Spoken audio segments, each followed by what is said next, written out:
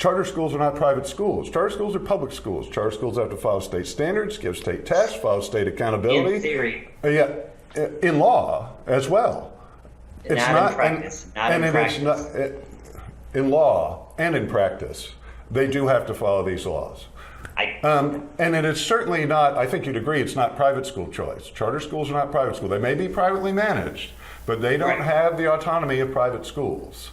And let's also be clear that you may not like the Credo research, and there may be higher quality research that we'll see on Michigan at some point.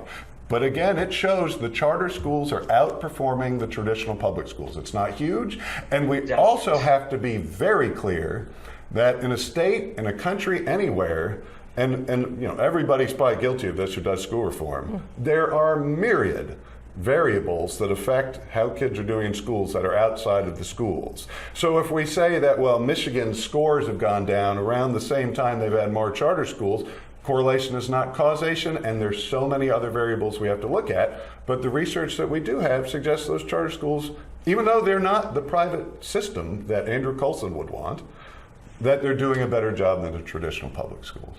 And they're not. The research effect size for Credo is 0.035. It's so small you can't interpret it, and you shouldn't interpret it. The standard for an effect size should be 0.25 for a small effect size. And so we're looking at, there's no difference. And that's what the broader body of scholarship suggests as well.